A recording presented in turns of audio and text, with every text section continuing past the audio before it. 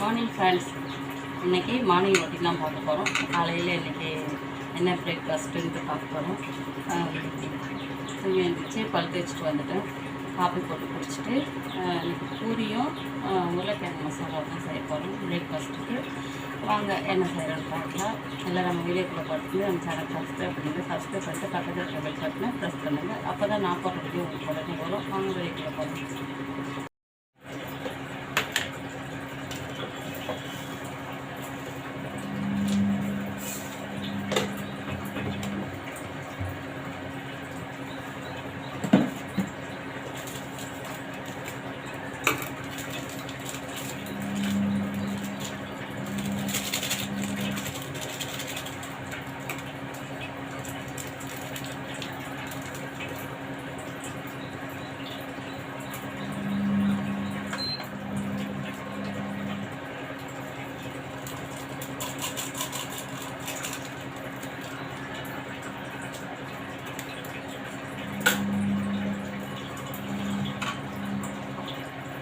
நம்ம இண்டக்ஷன் ஸ்டவ்வில் பால் காய்ச்சினோம்னா இந்த பாத்திரம் சூடவே சுடாது.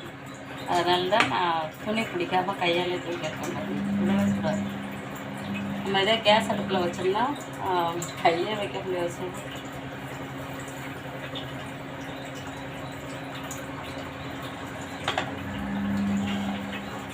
சூடும் ஏறாது. நமக்கு பால் பாத்திரமும் அந்த அளவுக்கு ஒரு மாதிரி தீஞ்சி வரும் இல்லைங்களா, அதுவும் தீயாது. நமக்கு விளக்கறதுக்கும் ஈஸியாக இருக்கும். நம்ம கேஸில் வச்சோம்னா அந்த தீ போய் அப்படியே பாத்திரத்தில் பால் பத்து வந்து அப்படியே தீஞ்ச மாதிரி ஆகிடும். ஒரு மாதிரி ப்ரௌன் கலரில். நமக்கு விளக்கறதுக்கு ரொம்ப கஷ்டம் அது.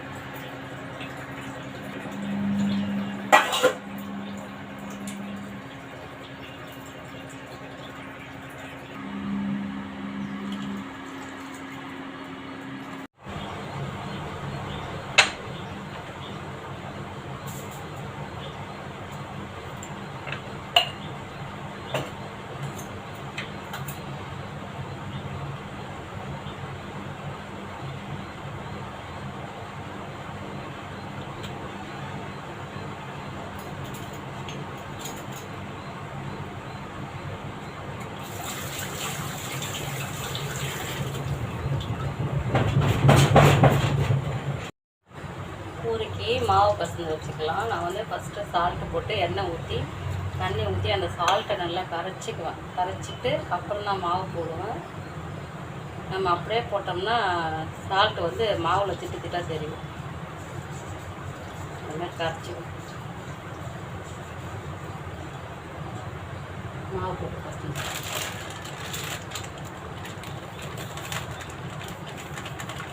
எனக்கு ஒரு அளவாக நான் போட்டுப்பேன். தெரியும், அளவு தெரியாதவங்க மெஷர்மெண்ட் கப்பில் அளவு போட்டுக்கலாம்.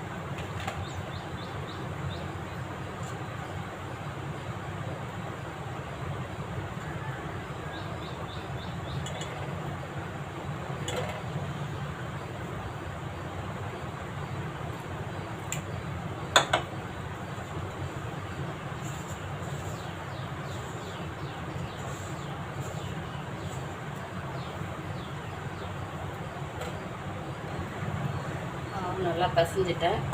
ஒரு சப்பாத்தி பூரிக்கு சப்பாத்தியுமே வருது.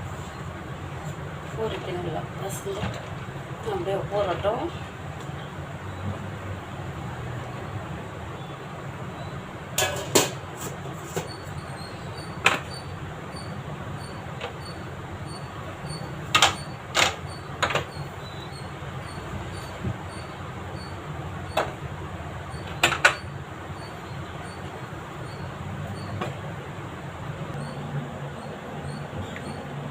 உருளைக்கிழங்கு மசாலாவுக்கு ஒரு 1/4 கிலோ அளவுக்கு உருளைக்கிழங்கு, பெரிய பெரிய உருளைக்கிழங்கு, அதனால் 2 எடுத்துருக்கேன். கட் பண்ணிவிட்டு கழுவிட்டு, நான் ஏற்கனவே கழுவிட்டேன், முன்னாடியே கழுவிட்டு மேலே அந்த மண்ணெல்லாம் இல்லாமல் கழுவிட்டேன். இருந்தாலும் கட் பண்ணிவிட்டு லைட்டாக கழுவிட்டு வேக வைக்கணும்.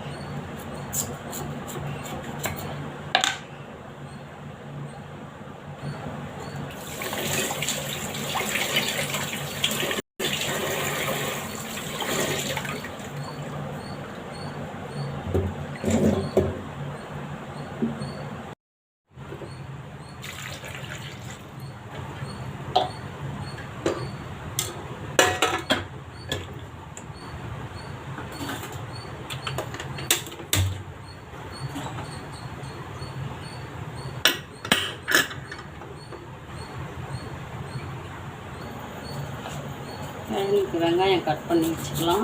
உருளைக்கிழங்கு வேகிறதுக்குள்ளே இதெல்லாம் ரெடி பண்ணி வச்சுக்கிட்டா நம்ம கடன்னு தாளிச்சிடலாம்.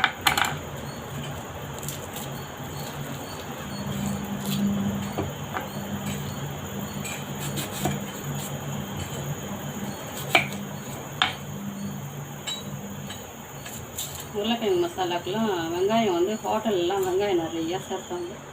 அந்த மாதிரி நம்ம வீட்டிலே நிறையா அந்தளவுக்குலாம் போட முடியாது, ஓரளவுக்கு போட்டு செய்யலாம், நல்லா டேஸ்ட்டாக இருக்கும்.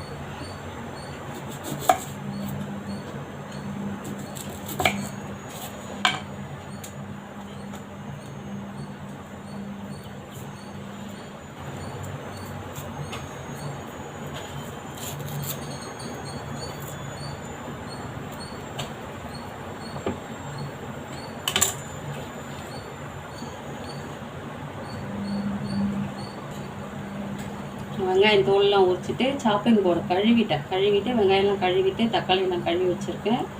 கழுவிட்டு தான் கட் பண்ணுவேன், அப்படியே கட் பண்ணக்கூடாது.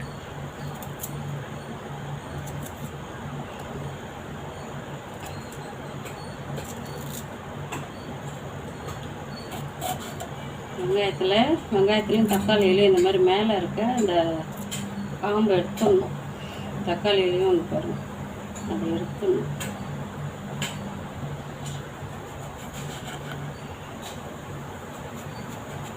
வி ஷேப்பில் அதை கட் பண்ணி எடுத்துடலாம், அவ்வளோதான்.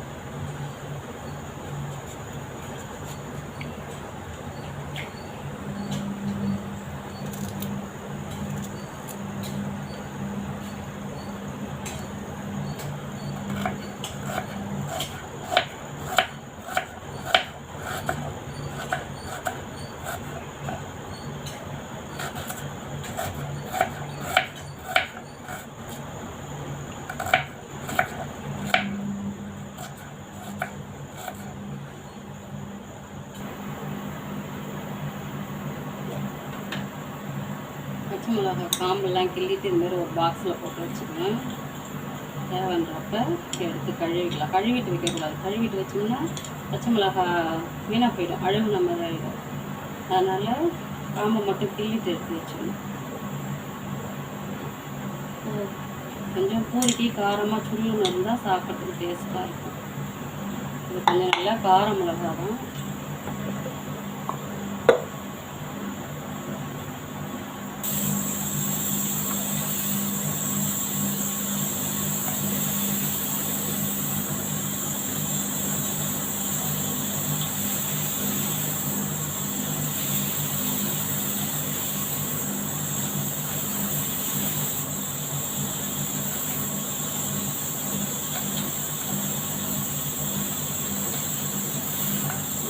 எல்லாம் கட் பண்ணியாச்சு, அப்படியே தாளிச்சிடணும்.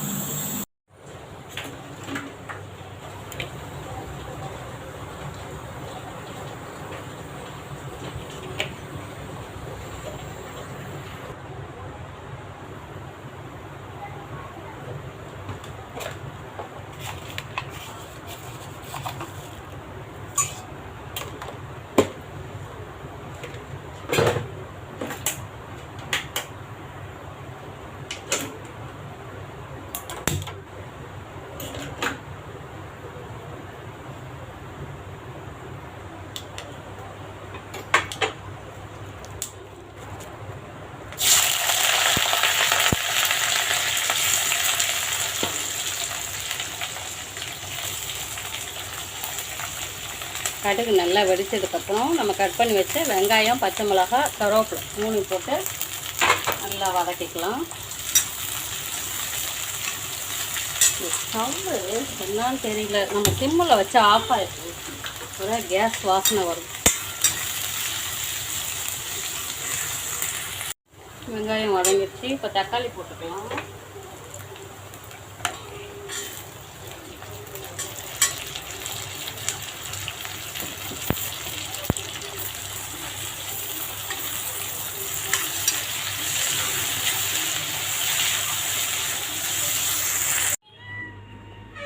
எப்போ சின்ன குட்டி பாருங்க, கனகாம்பரம் செடி வந்து வாங்கிட்டு வந்து நட்ட காசுக்கு 20 ரூபான்ட்டு விற்றாங்க. இது வாங்கிட்டு வந்து நட்டு வச்சுருக்கேன் 2 செடி. இது ஒன்று, இது ஒன்று. 2 செடி வாங்கிட்டு வந்து நட்டேன். அது நேற்று ஊற்றின தண்ணி நல்லா துளுத்து வர வரலையும் ஊற்றிக்கிட்டே இருக்கணும். அதுக்கு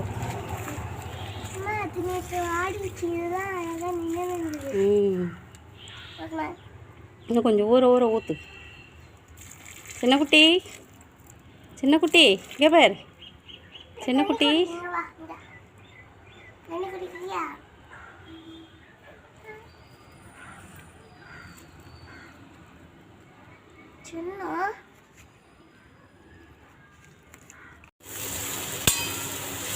நல்லா வதங்கிட்டு தண்ணி ஊற்றிக்கலாம். தண்ணி ஊற்றி கொஞ்சம் வெங்காயம் தக்காளியெல்லாம் வேகட்டும்ட்டு அப்புறமா நம்ம உருளைக்கிழங்கு வேக வச்சு உருளைக்கிழங்கு மசிச்சு போட்டுக்கலாம். சால்ட்,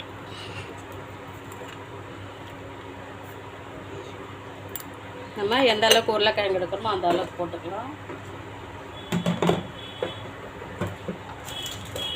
நம்ம மஞ்சத்தூள், காரத்துக்கு இது பச்சை மிளகாய் காரம் தான். அதில்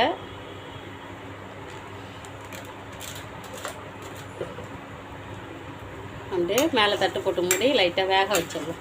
வெங்காயம் தக்காளியெல்லாம் வெந்துடும். ஹோட்டல்லாம் சாப்பிடும்போது நமக்கு நறுக்குன்னு இருக்கும். அந்த வெங்காயம் வந்து நறுக்குன்னு இருக்கும், வேகாமல். நம்மள மாதிரிலாம் டைம் எடுத்து அவங்க செய்ய மாட்டாங்க. நம்ம இந்த மாதிரி செஞ்சு சாப்பிட்டோம்னா நல்லா டேஸ்ட்டாக இருக்கும் சாப்பிட்றதுக்கு. நம்ம வீட்டு சமையல் தான் ஹோட்டல் சாப்பாடு. மேலே தட்டு போட்டு மூடி வேக வச்சுக்கலாம்.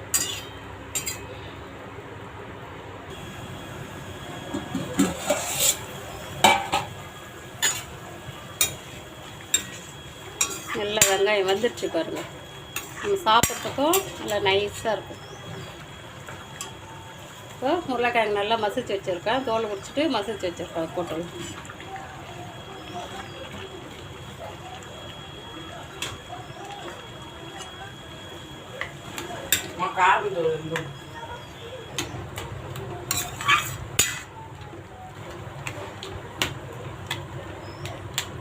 லைட்டாக ஒரு கொதி வந்ததும் கொத்தமல்லி தழை போட்டு இறக்கிடலாம். சூப்பரான பூரிக்கிழங்கு மசாலா ரெடி ஆகிடுச்சு. பூரி போய் திரட்டணும்.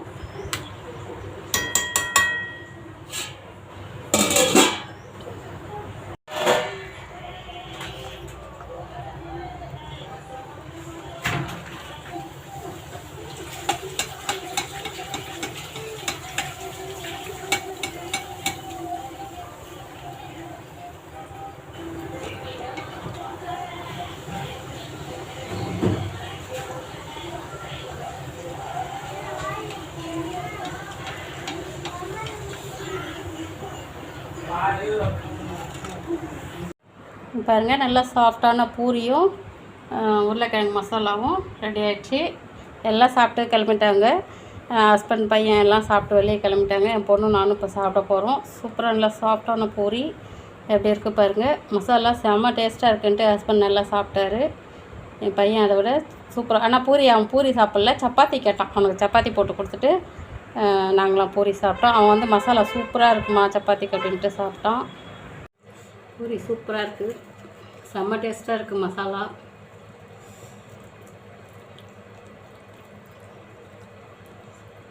காலையிலே பயங்கர ஆனால் கிச்சனில் நிற்கவே முடியல. பூரி போட்டுட்டு வரத்துக்குள்ளே பாருங்கள் ட்ரெஸ் எல்லாம் வேர்த்து நனைஞ்சு போகுது.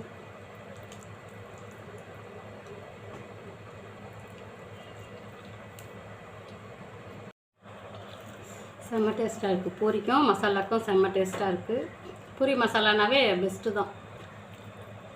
இதை விட நம்ம வேறு ஏதாவது சாம்பார் அப்படி குருமாயிரமாக வச்சா கூட அந்த அளவுக்கு எடுபடாது. டேஸ்ட்டாக இருக்கும் சாப்பிட்றதுக்கு, எடுபடாது. இருந்தாலும் பூரி மசாலா தான்.